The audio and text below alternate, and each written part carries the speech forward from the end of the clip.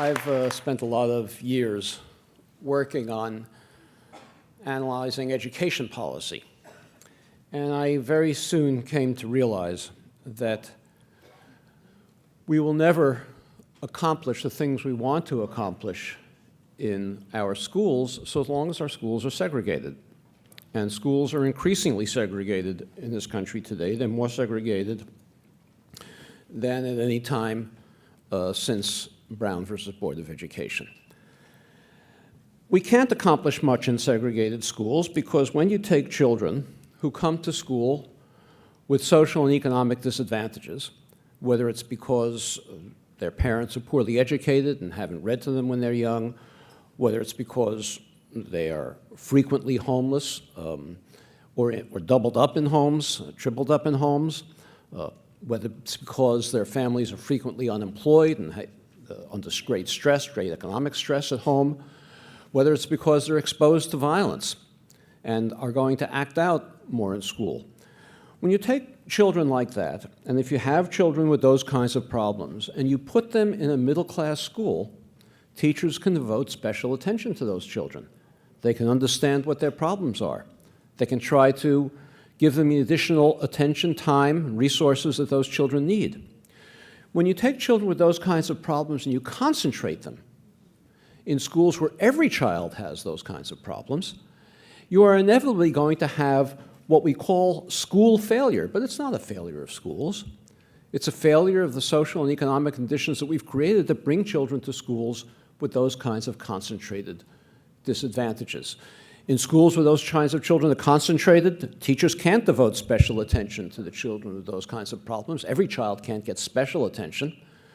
When you have schools with those kinds of children, with those problems are concentrated, entire classes are going to be acting out, and more time has to be spent on discipline and instruction. These are not failing schools. This is a failing social system that's bringing children to school with problems that overwhelm what even the best schools and the best teachers can handle. So long as we're concentrating children with those kinds of disadvantages in schools, and we use the term segregation to describe that, we're not going to achieve what we want to achieve in our elementary and secondary schools in particular. Now, back in 1974, there was a Supreme Court case in which civil rights groups sued the Department of Education and the governor of Michigan, saying that we needed to desegregate the schools in Detroit for the reasons that I just said. And the Supreme Court looked at this and they said, well, you know, the only way you're really going to desegregate the schools in Detroit is by moving children out to the suburbs, because Detroit is overwhelmingly a low-income African-American city. You can't desegregate if there are no white children to integrate with, no middle-class children to integrate with.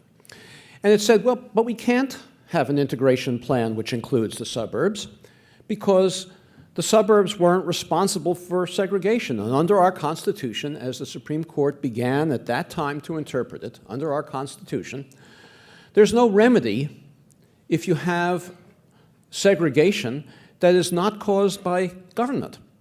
That's not de jure, is the term. That's only de facto. And one of the justices in that case, Justice Potter Stewart, wrote that students were concentrated in the central city, not spread throughout Detroit's suburbs, because of unknown and perhaps unknowable factors, such as in-migration, birth rates, economic changes, or cumulative acts of private racial fears. Now, that's a combination of factors that the Supreme Court has come to call de facto segregation. And the concept of de facto segregation, I'm afraid to say, has been accepted not just by the conservative justices of the Supreme Court, but by the entire political spectrum. It is hard to find a liberal, a Democrat, a Republican, a conservative, who does not believe that the reason we have segregation in the United States today is de facto, by accident, for the variety of private causes that I talked about before. Well, this all sat in the back of my mind for a while, and then in 2007, many of you may recall this, the Supreme Court had another desegregation decision, The school districts of Louisville and Seattle had attempted to desegregate their schools in a very, very minor, trivial way. They had a choice plan.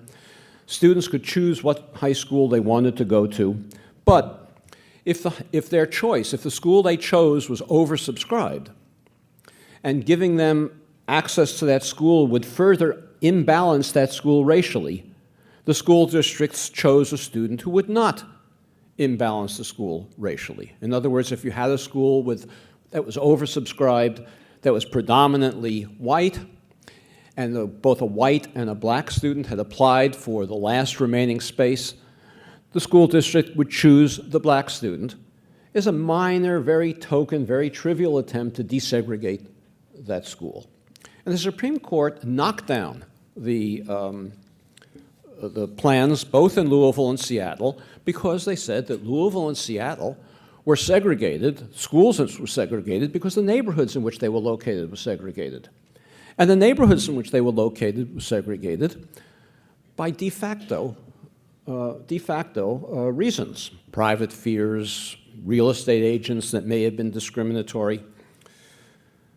Chief Justice Roberts wrote the opinion, and he said the distinction between segregation by state action and racial imbalance caused by other factors has been central to our jurisprudence. Where racial imbalance is a product not of state action but of private choices, it does not have constitutional implications. Now, I sort of expected that from John Roberts, from the Chief Justice. It's consistent with his reasoning.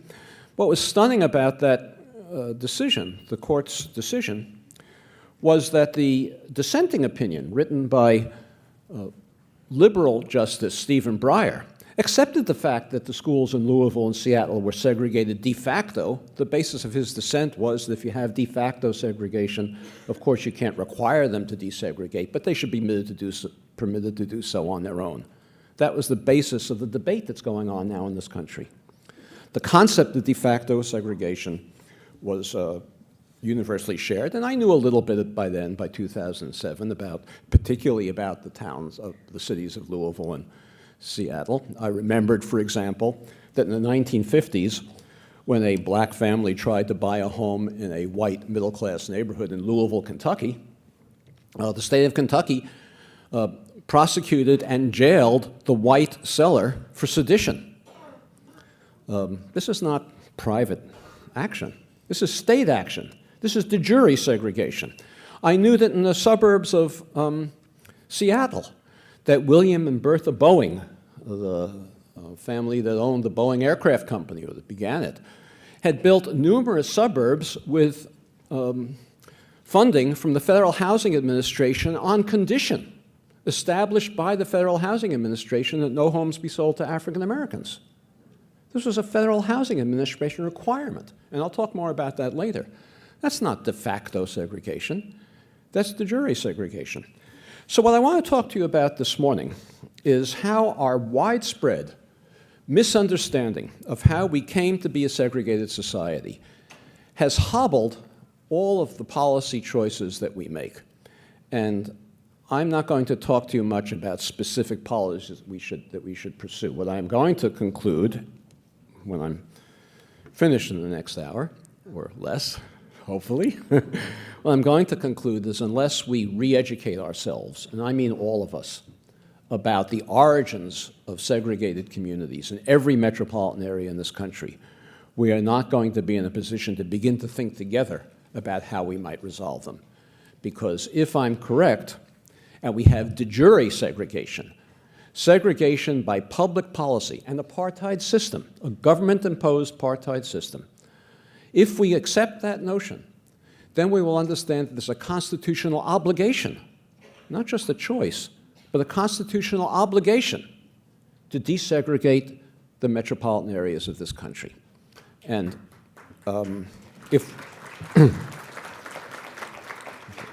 so let me describe some of the ways in which public policy, in violation of the Fifth Amendment, which guarantees that all Americans be treated fairly, in violation of the 13th Amendment, which guarantees that the badges of slavery be eliminated, in violation of the 14th Amendment, that guarantees equal protection for all Americans, that public policies have segregated every metropolitan area in the country in violation of those constitutional provisions and imposes upon us an obligation which we have not recognized and which, if we don't recognize, will continue to leave us in the situation that we're in. Let me begin with public housing, something with which you're all familiar, you think. Public housing, originally for civilians in this country, was public housing for white middle-class families. It began during the New Deal in the administration of Franklin Delano Roosevelt because there was an enormous housing shortage at that time. As the population was expanding, but because of the Depression, the housing industry wasn't building any housing.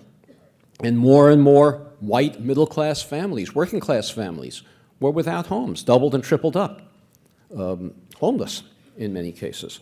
I mean, some of you remember, I'm sure, seeing pictures or reading about the Depression and people living in cardboard shacks and not having a place to live. This was systematic across the country, and so one of the first New Deal programs was to set up the Public Works Administration, the PWA. It was headed by Harold Ickes, who was one of the more liberal members of the Roosevelt administration. He had been president of the NAACP in Chicago before joining the Roosevelt administration. And Ickes established something called the Neighborhood Composition Rule. Now, this was the federal government's housing policy. The Neighborhood Composition Rule was that if you establish a public housing project in a black neighborhood, that public housing project should house only blacks. And if you establish public housing in a white neighborhood, that public housing should house only whites. This was not a Southern Dixiecrat policy. This was the national policy of the federal government. And the PWA, the Public Works Administration, in its first few years, built about 30 projects around the country. 21 of them were fully segregated, that is either only for whites, mostly only for whites. There were very few built for African Americans. And 6 were segregated internally by building. Some buildings in the project were for whites, some buildings were for blacks. Again, this is not a Southern phenomenon. This was nationwide. For one thing, at that time, in the 1930s, most of our urban areas were integrated, or at least partially integrated. There were many integrated neighborhoods in our urban areas. The reason was that at a time when automobile ownership wasn't widespread, factory workers had to live close enough to their factories to be able to walk to work. And so you had blacks and European immigrants and whites who had migrated from rural areas, all living in the same downtown communities close enough to where the factories were. What the Public Works Administration did under this so-called neighborhood composition rule was destroy integrated neighborhoods like these in order to segregate them with public housing. Now, I'll mention some examples. I've written a lot of this. I don't know if you got these on email, but I've written a lot about St. Louis because I got interested in this after the Ferguson incidents last year. But in St. Louis, for example, the downtown area where many, many workers, working-class families lived was called the DeSoto Carr neighborhood. The Public Works Administration and the City of St. Louis determined to demolish the DeSoto Carr neighborhood and build public housing. The DeSoto Carr neighborhood at the time, in the 1930s, was 55% white and 45% black. It was an integrated downtown neighborhood. What the Public Works Administration and its later successor, the United States Housing Agency, wound up doing, with the cooperation and the guidance of the federal government, was to demolish that neighborhood and build in the DeSoto Carr neighborhood the downtown area an all-black housing project. Then it demolished another integrated neighborhood that was far south of downtown and built an all-white project. So the Public Works Administration and the United States Housing Administration segregated the downtown areas of St. Louis with public housing in a way it had not been segregated before. And St. Louis was not unusual in this respect. It did happen in the South. In Atlanta, the very first Public Works Administration also demolished, a housing project also demolished an integrated neighborhood, excuse me, in downtown Atlanta to build a housing project then all for whites. No provision was made for rehousing the displaced black residents of that neighborhood, about half the neighborhood again. 6 years later, a separate public housing project was built far from downtown for blacks only. In Austin, Texas, the very first United States Housing Administration project, this is a program that began towards the end of the 1930s, excuse me, was in Austin, Texas, where the Congressman, Lyndon Johnson, was a big proponent of public housing, and he used his influence with the Roosevelt administration to get the first public housing projects built in the city of Austin. The city of Austin, I wouldn't say it was integrated in the sense that every other home was owned by people of different race, but throughout the city of Austin, there were black families and white families. You might have had a block or two with mostly blacks. Thank you very much. You might have had a block or two with mostly whites, but there were neighborhoods all over the city of Austin with both black and white residents. And the city of Austin, with the support and guidance of the United States Housing Administration, built 3 separate housing projects. One for African Americans in an East Side area that had been designated in the city of Austin planning documents as a black neighborhood, a white project separate from that, not in the East Side area, and a Mexican American project. All 3 were separately constructed, designated for specific races, again in a city where segregation hadn't really been known. Other kinds of segregation had been known. I'm not suggesting that Austin and Atlanta didn't have Jim Crow policies for drinking fountains and restaurants, but housing wasn't, neighborhoods weren't segregated.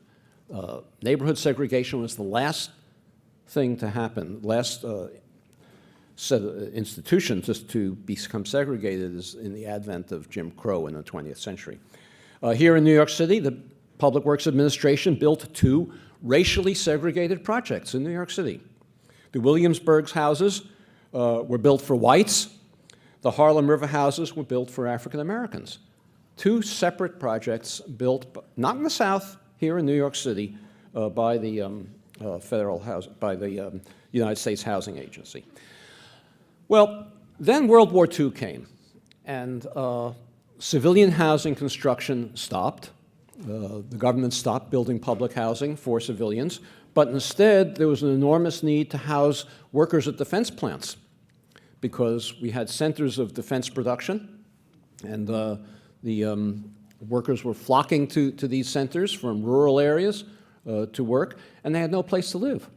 And both black and white workers were flocking to these areas. And again, the federal government, through a variety of agencies, I won't go through the whole alphabet soup. The New Deal was notorious for creating many, many agencies doing the same thing. So if one didn't do it fast enough, the other would jump in. But briefly, let me say the federal government during the World War II built housing around the country for workers in defense plants.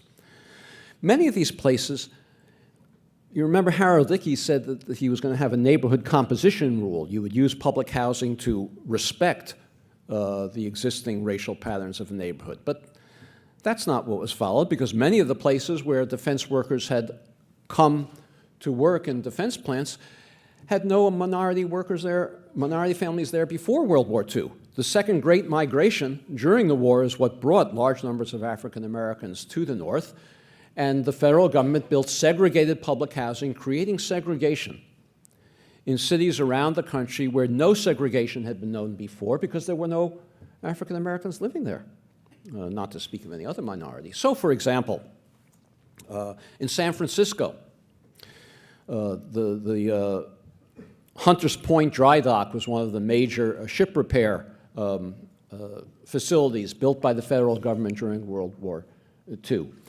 The city of San Francisco proposed to build housing for the workers at the Hunters Point Dry Dock.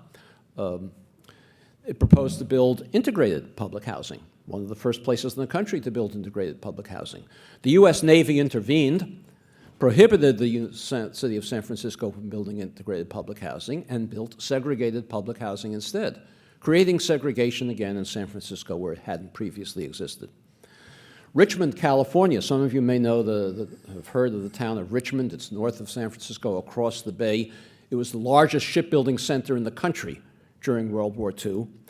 At the start of World War II, there were 250 African Americans living in the city of Richmond.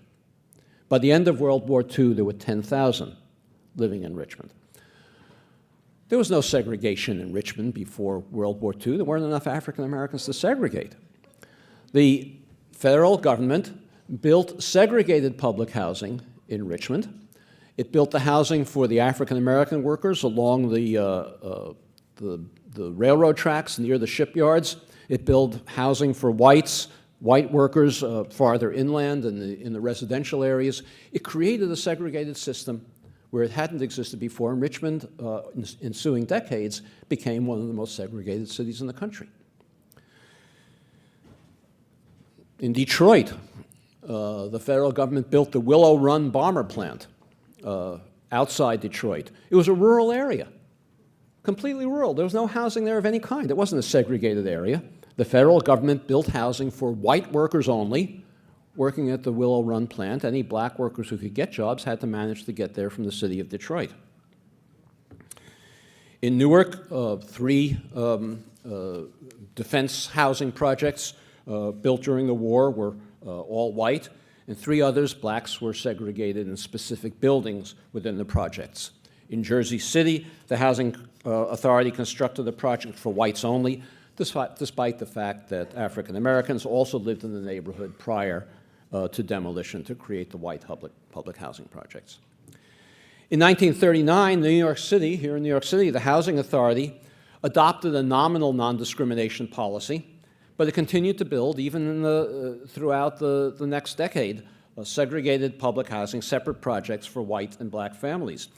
It followed its non-discrimination policy by assigning a token few families in each project of a different race who could claim they weren't segregated. So, for example, in Queens, close to where I grew up, the Woodside houses were built for white middle-class families. And just south of that, in Jamaica, the Jamaica Housing Project was built for African Americans. There were a couple of African Americans in the Woodside houses and a couple of whites in the Jamaica projects. But the New York City made no bones, or the Housing Authority made no bones about what it was doing. It said its policy was to respect existing community patterns, and board members said, and this is a quote, that the South Jamaica project should house only minorities because it was located in a neighborhood having a preponderance of colored people. Now, if you think that the segregation of New York City occurred de facto, you should think carefully about how public housing was used to create a much more segregated system that would have existed otherwise. As late as 1984, investigative reporters from the Dallas Morning News visited federally funded public housing projects in 47 cities nationwide.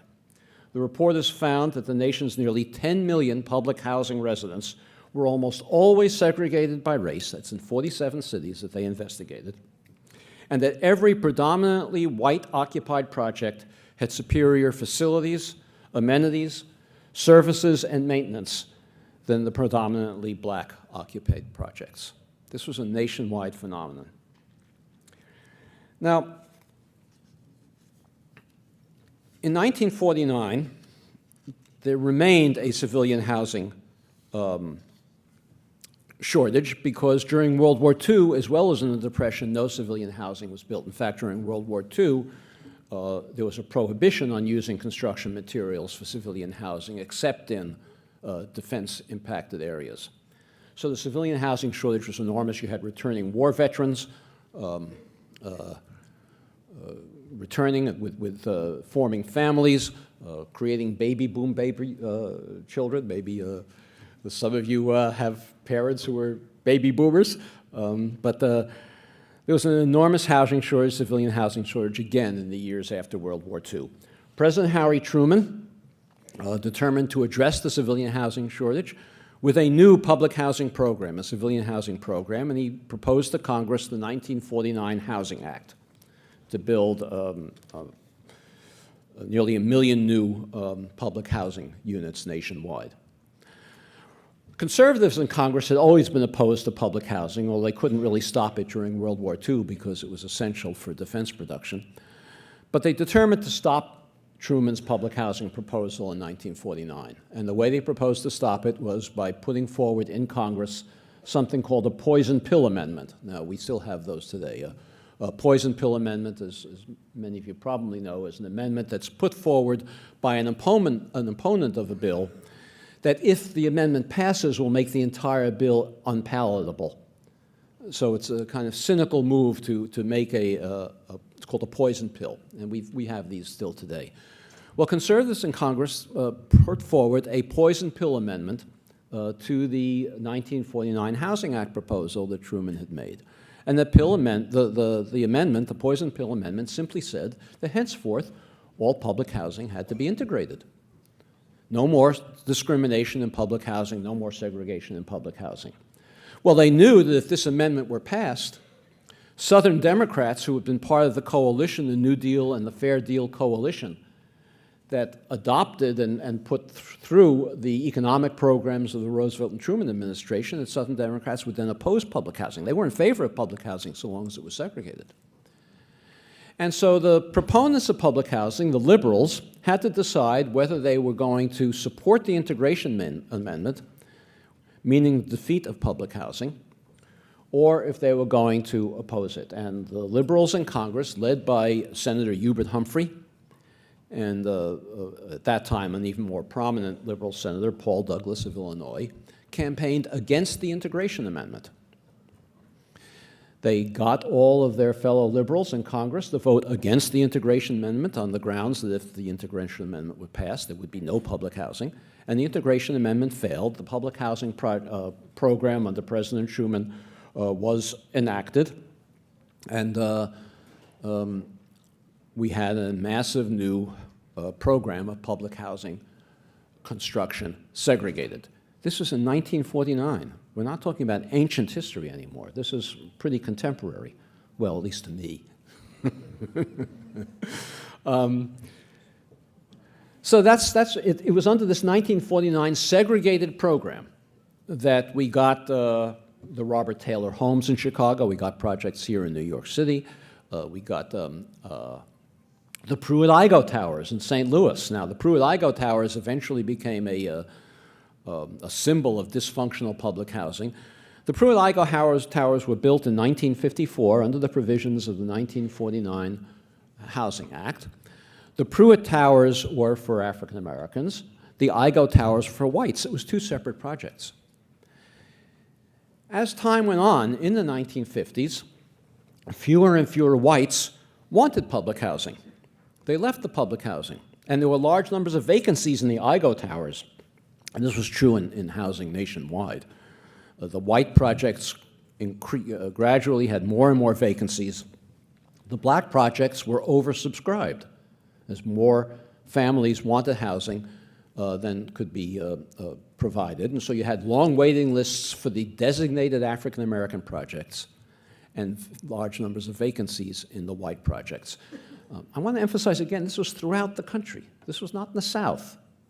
Anybody who tells you that segregation was a Southern phenomenon doesn't understand the history of race in this country. This was a national phenomenon driven by the federal government. And so the Igoe towers in St. Louis, for example, had large numbers of vacancies. Eventually, the city of St. Louis and the federal housing authorities decided to open the Igoe towers to African Americans.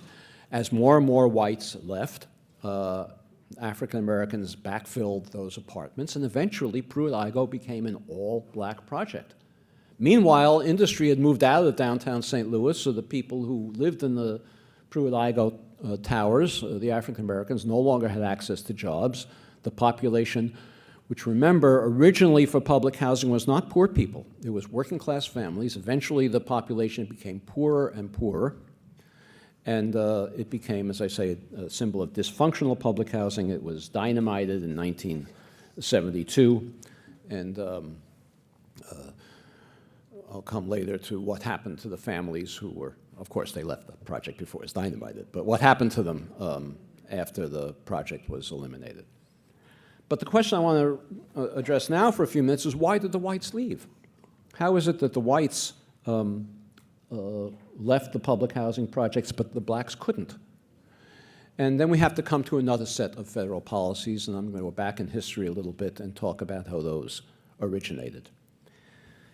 In the early 20th century, as more and more African Americans moved to northern areas, especially the first great migration around the time of World War I, and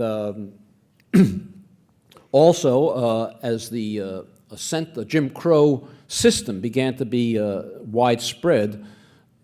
I won't go into a lot of this history now, but beginning in 1877, when federal troops were removed from the South and stopped protecting former freed slaves, there began a custom around the country of segregating all kinds of public facilities, but not housing, until the early teens, 19s. In 1910, the first city in the country to adopt a racial zoning law, designating some areas as suitable for African American residents and some areas suitable for white residents, was Baltimore, Maryland. And it adopted a law in 1910 which said that no white can move onto a block that's a majority African American, and no black can move onto a block that's majority white. And the fact that the zoning ordinance had to be written in that way gives you a hint of what Baltimore must have looked at the time. If you already had segregated neighborhoods, that kind of an ordinance would have made no difference. This was an ordinance that was designed to segregate an integrated Baltimore City. And they had to go through several iterations of the zoning ordinance because there were so many contradictions involved with enforcing it. One black pastor, for example, complained that because his church was located on a street that was majority white, his successor as pastor couldn't move into the parsonage because he would be of the opposite race of the majority people who were living on the block. Another white homeowner who owned a home on a block that was majority white complained that he couldn't move back into his house after he moved out of it for it being remodeled because he was not permitted to move onto a block that was majority black. So this gives you an idea of what Baltimore must have looked like, and cities all over the country adopted, mostly in border states. St. Louis adopted one, Baltimore adopted one, Louisville, Kentucky adopted one, zoning ordinances like this. And in 1917, the Supreme Court said that such zoning ordinances were unconstitutional, not because of concern with the rights of African Americans, the equal rights of African Americans. The basis of the Supreme Court's decision was that it infringed on the property rights of owners to sell to whomever they pleased. The Supreme Court at that time was, this was the same Supreme Court that was striking down minimum wage laws and striking down maximum hours laws and health and safety laws, any infringement on property rights. And they thought that these segregation ordinances infringed on property rights, so they prohibited them. And cities around the country had to come up with ways, if they wanted to continue segregating, they had to come up with ways around the Supreme Court decision, and they did so. In Baltimore, for example, the mayor set up something called a Committee on Segregation, in which the building and health departments were assigned the job of finding code violations in any home that was of the wrong race according to the previous housing ordinance. In St. Louis, a planning commission was established to zone the entire city, and zoning neighborhoods that had all white residences, especially if they had deeds that prohibited resale to African Americans, were given a protective zoning. Neighborhoods that had African Americans in it were given zoning that permitted industry and commercial activity and liquor stores and things that were prohibited in white neighborhoods. And this kind of thing went on all over. And many cities simply ignored the Supreme Court decision. Atlanta adopted a racial zoning ordinance 5 years after the Supreme Court decision, and so did many others.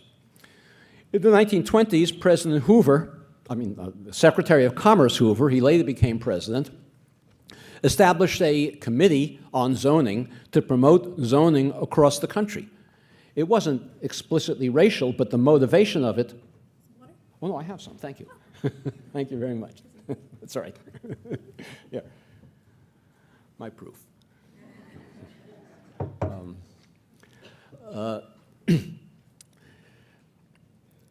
I said I think St. Louis had a zoning ordinance, oh yes, Atlanta adopted, and Secretary of Commerce Hoover established the Committee on Zoning to promote zoning around the country, the same kind of zoning that was going on in St. Louis and in Baltimore.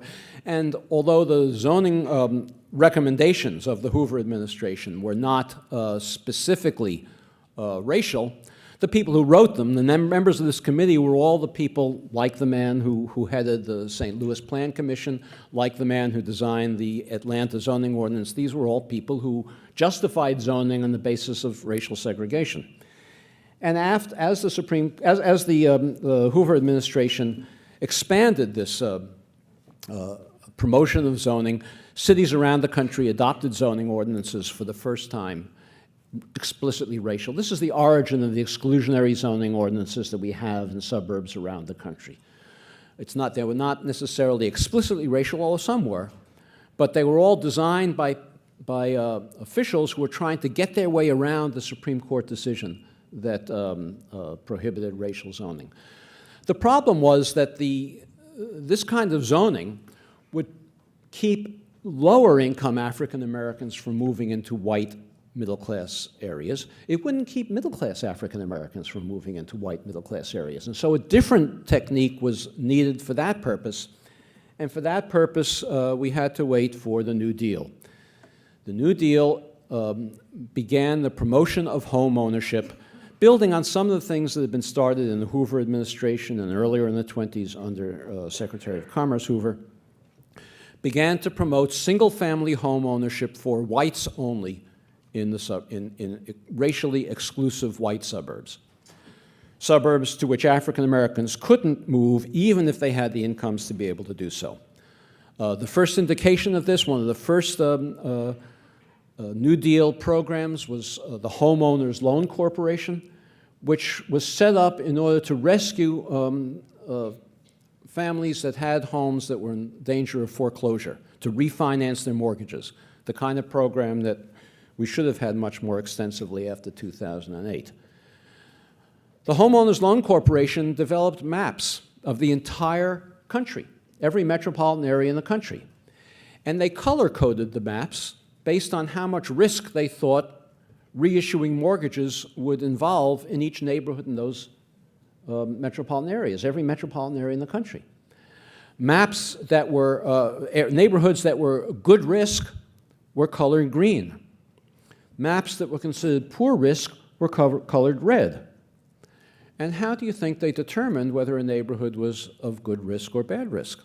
Well, if a neighborhood had African Americans in it or near it, that neighborhood was colored red, and that's where the concept of redlining, the term redlining, comes from. Now, we think of redlining as something that banks did. This was a federal government program. De jure segregation, not de facto segregation of private banks. Then the Federal Housing Administration was set up. The Federal Housing Administration was not designed like the Homeowners Loan Corporation to refinance existing homes. The Federal Housing Administration was designed to stimulate housing construction by guaranteeing loans for the construction of new homes. And the Federal Housing Administration then began to finance mass production builders of subdivisions around the country on condition. This was an explicit condition. It wasn't something you can infer from their practice. It wasn't the actions of some wayward housing officials. The Federal Housing Administration financed suburbs around the country on condition that no homes in those suburbs be sold to African Americans. So builders could come to the Federal Housing Administration and they could get loans for the entire cost of construction, even if they had no home buyers yet, to build an entire subdivision on condition that no homes be sold to African Americans. Now, some of you may recall a song that was sung by Pete Seeger. It was written by Malvina Reynolds about houses on a hillside made of ticky-tacky. That was a giant development south of San Francisco. built with Federal Housing Administration guarantees on condition that no homes be sold to African Americans. It went on all over the country. Perhaps the best known example is Levittown here on Long Island. Levittown, 17,000 homes built in 1947. Levitt and Company went to the Federal Housing Administration to get financing for construction of the development before there were any buyers. Levitt was required by the Federal Housing Administration to place language in the deed of every home in that development prohibiting its resale to African Americans, and no homes could be sold in the first place to African Americans. St. Louis, Seattle, as I mentioned before, every metropolitan area in the country had suburbs developed in this way. I'll give you one anecdote. I know I don't have a lot of time, but anecdotes are fun, horrifying though they may be. Many of you may be familiar with the literature of Wallace Stegner, great American author. He later became quite famous, but right after World War II, he got a job teaching literature, teaching writing at Stanford University. And at the time, as I mentioned, there was an enormous housing shortage, and so he had no place to live when he moved to Stanford, to Palo Alto. And so he organized and helped to organize a cooperative of 400 families. Now, college professors at that time were not exorbitantly paid the way they are today. They were working class families. You know, college professors were paid like carpenters or mailmen or you know, other ordinary lower middle class jobs. 400 families, and they bought a giant ranch outside Stanford University. They hired architects and builders to begin construction, and they went to banks to get loans to finance the construction of 400 homes. And the banks went to the Federal Housing Administration. The Federal Housing Administration refused to finance the development because these 400 families included 3 African American members. And the Federal Housing Administration would not finance a development that included any African Americans. It wouldn't finance developments I mentioned before in which African Americans even lived nearby because of the fear of contagion of integration. And so the Stegner and his colleagues had to abandon the project. They sold the land to a private developer who went ahead and built a development with FHA funds that included a restrictive covenant on every home. The 3 African American members of the cooperative were not permitted to buy into the development. And that is how that area became segregated. If any of you know of that, know that area very well, you'll know that an area east of the freeway there, East Palo Alto, became an African American ghetto, but it became an African American ghetto because they were not permitted to live anywhere else in the area. Now, there are many, many other examples of federal, state, and local policies that segregated our metropolitan areas. I'll tell you one other anecdote. I'll show you how trivial these policies can be, but also how consistent they could be. A few years ago, I was reading an African-American newspaper in Los Angeles called the Eagle, and it reported how in Culver City, the state's attorney during World War II, this was the city attorney, the DA, in Culver City, a suburb of Los Angeles, a white suburb of Los Angeles, had convened all the air raid wardens in the city of Culver City. Now, air raid wardens were people during World War II who went around from door to door to make sure, on the coasts, to make sure that people turned out their lights in the evening and not to give guidance to Japanese bombers. They were here on the East Coast too. My father was a warden. I remember looking pretty cool when he came in with his helmet in the evening after telling everybody in the neighborhood to dim their lights. Well, the state's attorney in Culver City convened all of the air raid wardens in Culver City and instructed them that, by the way, when you're going door to door, telling people to turn out their lights, make sure that they've signed a restrictive covenant, and he gave them form copies of a restrictive covenant to sign to make sure that everybody was legally bound not to sell a home to an African American. This is not de facto segregation. This is a state system that went all the way from the Federal Housing Administration down to the state's attorney in Culver City. Now, We are in no position today to remedy this kind of thing because there's so little understanding of the background of how it happened. So long as we think, and I mean all of us, I mean even people in this room, so long as we think that segregation happened by accident, or happened because of private interests, or happened because real estate agents engaged in steering, or people choose to live among people like themselves, or because African Americans just don't happen to have enough income to move to white areas. As long as we think that, as long as we think it happened by accident, it's inevitable that we're going to believe that it can only be corrected by accident or by inconsistent and odd policies here and there that might address it around the fringes. If we understand, however, that this is a state system of segregation that we have established, whose effects endure to this day, and I will say a minute about that in closing, whose effects endure to this day. If we understand it's a de jure system, then all kinds of possibilities open up about how to address it. And we need to think about those together. We're not even prepared to begin to consider them because they would seem so outlandish in the context of a de facto system, but not outlandish at all. And let me give you one example. I mentioned before Levittown, established as a segregated suburb by the Federal Housing Administration in 1947. At the time, those homes in Levittown, outside here, outside New York City, sold for about $7,000, $7,000 to $8,000 apiece. This was in the late 1940s. The equivalent of about $100,000 today. They were for working class families. They were very small, small homes, about $100,000 today.